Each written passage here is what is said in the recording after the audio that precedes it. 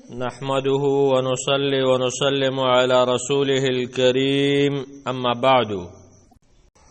باب استحباب العزلة، باب دے په بیان د مستحب والی د سکی د جدا کېدلو کې مستحب والی د سشي عزلت عند فساد الناس والزمان، کله چې په وخت د فساد د خلکو زمانه کې، او الخوف من فتنه في الدين، یا د وجه د یری د فتنې د دین او وقوع فی حرام و شبهات و نحو، او د واقع کېدلو نه په حرام او شبهاتو کې پشان د چې لکه زده کې واقع نشم. قال الله تعالی، الله تبارک و تعالی فرمای ففروا الى الله وتخطي الله تا انی لکم منه نذیر مبین، یقینا زستاسو د پاره یره درکونکې مخکارا. وعن سعد بن ابي وقاص رضي الله عنه روایت دی قال فرمایا سمعت رسول الله صلی الله علیه وسلم مواورد یقول فرمایا ان الله يحب العبد التقي الغني الخفي، الله تعالی مینه کوي دا بنده سره تقی چې هغه شي واداري، الغني چې مالدار ازله والی، الخفي او هغه پټون کې، خفي ارڅ غني کامل او هرڅ پټي. رواه مسلم والمراد بالغني غني النفس كما سبق في الحديث الصحيح. وعن ابي سعيد الخدري رضي الله عنه قال قال رجل يوسړي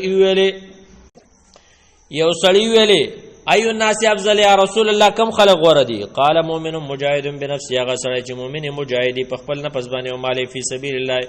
قال ثم من بيزو، قال ثم رجل بيغ سلام معتزل في شعب من شعب يعبد ربه، شیغه ځان لې په یو کند د کندو کې د عبادت کوي د الله. فی روایت یتق الله ويدع الناس من شر، د الله نه یریږي او خلق د شر دنه محفوظي. متفق علیه.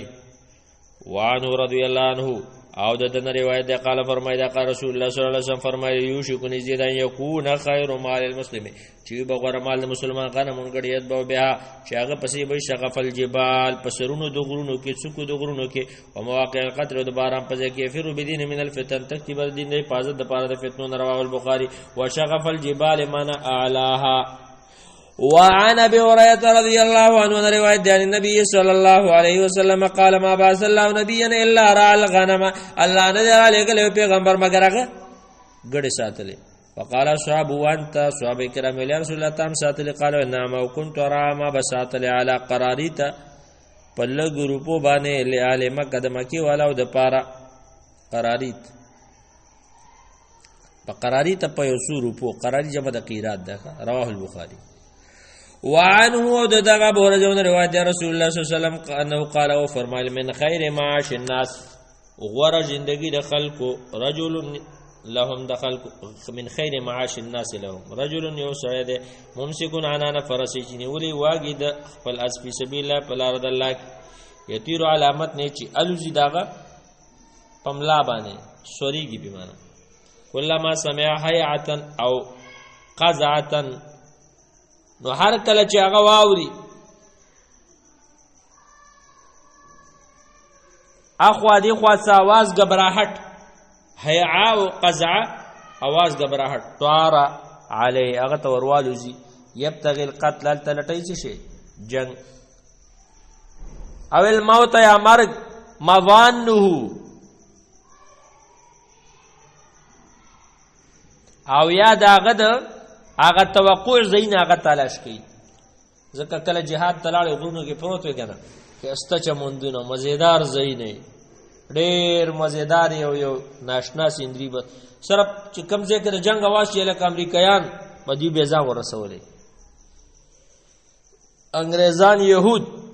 او رجل فی غنیمه فراس شغفت، یو سړی د لګګړو سره په سر دغه کې بنا دی شغف دغه څوک دغه نوبت نیوادین یا په یو کند کې بنا دی لو دی د کندونه. یقیم الصلاة مانځه پابندي کوي، او زکات ورکوي، او د رب عبادت کې دربات اتي یقین تر دې چې راشي هغه تمرګ لیس من الناس الا فی خیر، نه دی دا دخل ګنه مگر په خیر کې دی.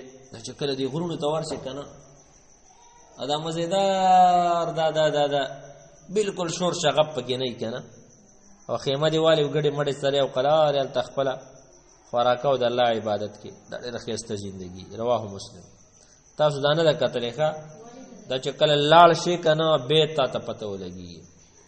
یطیر معنا یسرع جلتی کوي. متن معنا زهر لا حیا چاته الصوت للهر د جنگ आवाज ته فزع نه پشان ده و مضان شی الموادع التي اغزین یذن وجوده فيها چالتا ګمان کېدل شي د هغه وجود د مرګ یا د جنگ. والغنیمه بدم الغن تصغیر د غنم د ګډو د والشفاعه بفتح الشين والعين هي اعلى الجبل. دا چاته ویل کیږي شعفه شفاعه نو شعفه من هذه الشعفه في راس شعفه نو شعفه راس الجبال دغره سرته ویل کیږي. وصلى الله وسلم على نبينا محمد صلى الله عليه وسلم.